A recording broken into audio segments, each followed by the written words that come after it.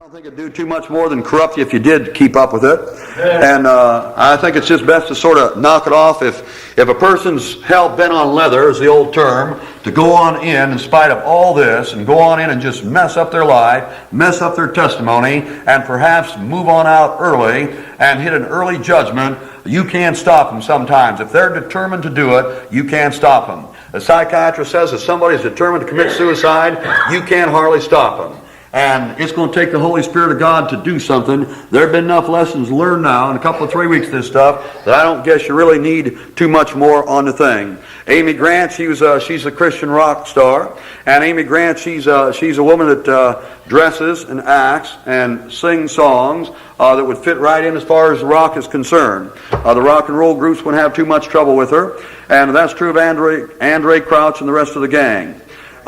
There's a list here, and in the list here it talks about Christian rock, and it talks about heavy metal Christian rock. Can you imagine that? Heavy metal Christian rock. Heavy metal Christian rock. And there's a group out called Petra. There's a group out called Jerusalem. If you look at the jacket over Berean there, when you go in the door and look at the group called Jerusalem there, you think you was looking at something out at Camelot and had to do with the rock and roll bunch.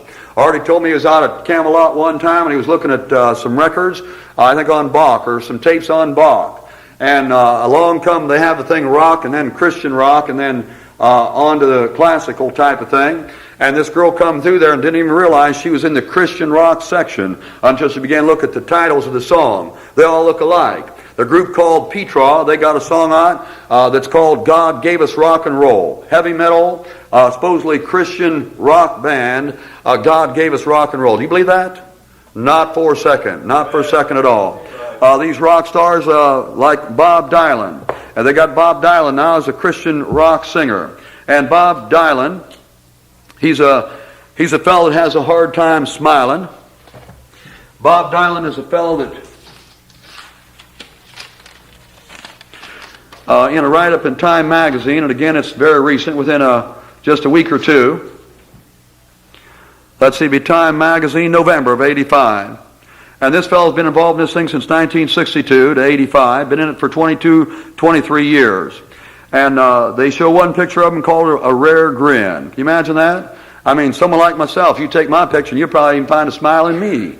But a fellow that's got making millions of dollars, like Elton John, talking about revolution, well, in 1977, I mean, singing songs in revolution, the fellow goes to the bank with something like, I think, $55 million in 1 year. And talking about revolution. These guys are the biggest bunch of phonies and liars you ever saw in your life. A rare grin on the guy in 1975. Incredible that such a radical change in his style could take place in just 2 years, 62 to 64. From the plain-spoken beauty of Blowing in the Wind to the diabolical and delirious poetry of Like a Rolling Stone. And he says it's just an amphetamine rush of elusive imaginary and electric boogie, forced by will and fused by will in some dark, unknowable, divining spirit. Listen to this. In life, well, I mean, I feel like I fall short in just about everything except in music. In music, I'm probably a driven person. True.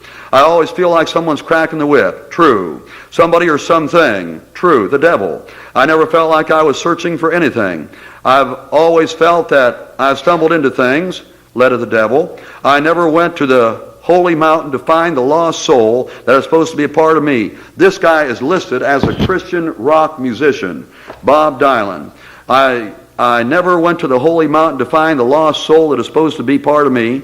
I don't believe in that stuff, and I don't feel like a person has to search for anything. I feel like it's all right in front. If he's a rock star, then you can have him. You can have the whole bunch from top to bottom. They got a bunch called jazz rock fusion. They got Southern Gospel. They got Pop Top, 40 Sound, Amy Grant, Sandy Patty. To look at her jacket on her music there, it would appear that she might be one of the better ones. She doesn't look quite as bad as Amy Grant, but she's just out and out Pentecostal, and that's the type of music she has. Amy Grant, her testimony is that she's not a Bible thumper. Her music's more like Elton John. She's the great number one Christian singer of the day. When she sings with gyrations. Now, a young lady told me this, not a man, And she said, I don't see how anybody can listen to the words she says with all the gyrations she makes. If a lady would say that and have, now a Christian lady, now it has some sense, would have that kind of deductions, what do you think a fellow would, how do you think that would work on a fella? The jacket they have of her over there has to do with her in a leopard skin jacket. You know what she is? She's advertising for the Antichrist. You know what she's advertising? She's advertising that black spot, that kiss, that leopard's kiss, the mark of the beast. She's just advertising just a couple years ahead of the time. The mystery of iniquity doth already work. She's an advertisement for him. Andre Crouch, you know what he is? He's a fellow who was arrested a couple of years ago on the L.A. freeway for cocaine. They arrested the fellow for driving bad and found out the guy had cocaine in his system. That's the type of Christian rock stars that you have these days. And if you take any of them, middle-of-the-road type of thing, Joni Eareckson, Dave Boyer, you name it. It doesn't make any difference. I mean, all you have to do is get on Christian rock. You can get on, they call this middle-of-the-road stuff easy listening rock.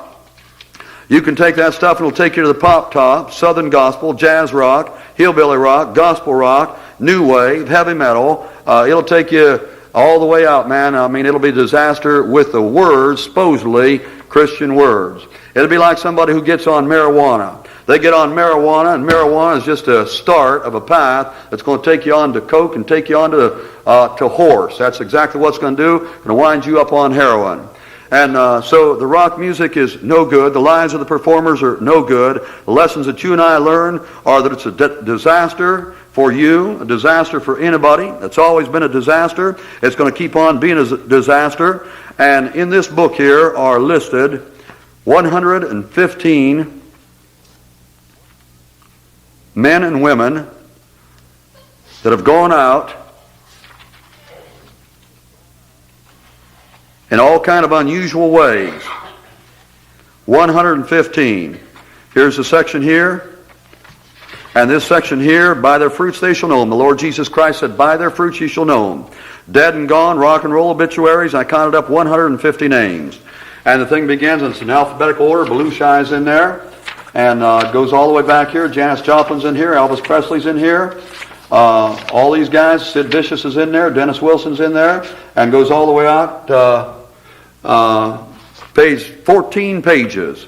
And 115 names. That's not even including Ricky Nelson, who might have been free basing on cocaine when the plane caught on fire. They say he wasn't, but he had cocaine in his blood. And John Bonham and all these guys that they've gone out in very unusual ways. Mama Cass Elliott, she went out. Brian Epstein, he went out. Drug overdose. Some very unusual ways they went out. Elvis Presley went out at 42. Let's see here. He had an obsession with death, an irrational hatred for any singing star that he considered to be a threat to him.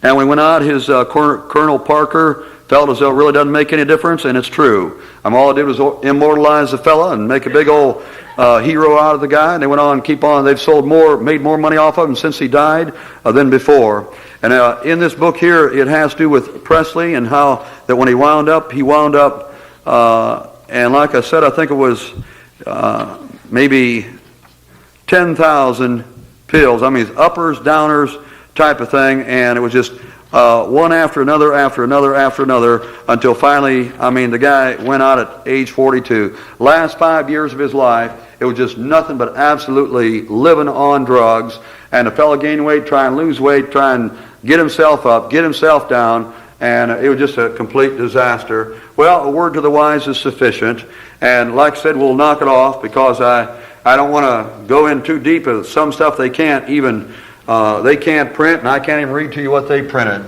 I'll sum up what one of the young ladies in the Christian school summed things up as.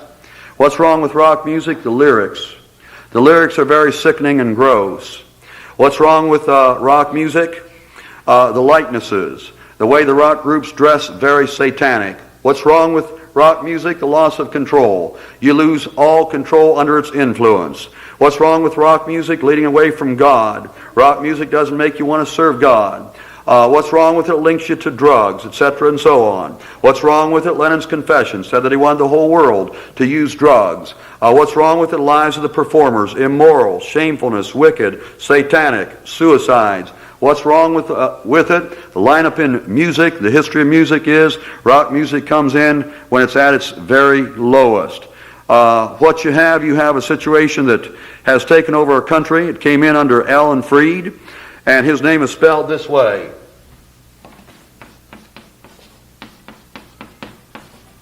Now, I don't know, this is a typical Jewish first name, and this is a typical Jewish spelling of the way you'd pronounce that. And I don't know what his nationality was. It really doesn't make any difference. The fellow's hit the judgment a long time ago. He brought the thing up in Cleveland, Ohio, and he brought the stuff in there, and those people, the Jewish folk, they're disobedient and gainsaying people. Romans chapter number 10.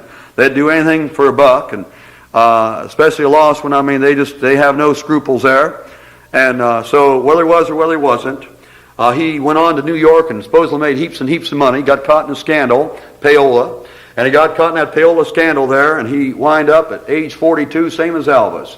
He wound up, the fellow that brought it in, he wound up broke, drunk, and dead at age 42. The king of rock and roll, Elvis Presley, a doper and dead, overdose, age 42. And that's true just through and through. These lessons I brought to you because, sad to say, years ago when we started the Christian school, one of the reasons we started it was in the 6th grade, Glenda had problems at Delroy. She was mocked because she would not participate.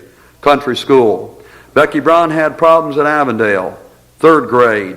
One of the kids had problems, 1st grade. Expose them to it. They say take their minds and bend their minds while they're young.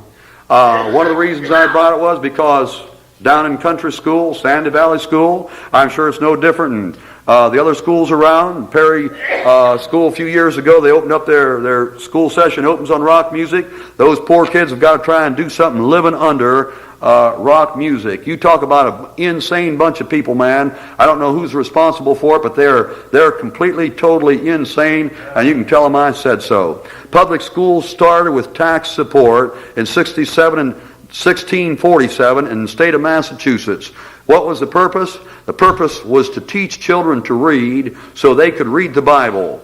And 3 centuries later, and a little over, 3 centuries later, the Supreme Court ruled it's unconstitutional and to have required Bible reading and prayer in public schools. And they've taken out Bible reading, which is what public schools were started for, and they've replaced Bible reading and prayer with the rottenest bunch of stuff that anybody could ever be exposed to, and they expose your children to that stuff 5 days a week, and everybody buys the thing, and the kids are put under such fabulous and phenomenal peer pressure. It's an absolute miracle if anybody makes it through, and that's what they've got to go through. Now take the whole bunch of them and close them down. Now take the whole bunch of them and fire them, all of them. Now take the whole bunch of them, they ought to send them off to the kook house. They're taking their kids and your kids and destroying them before they ever get a chance to get started.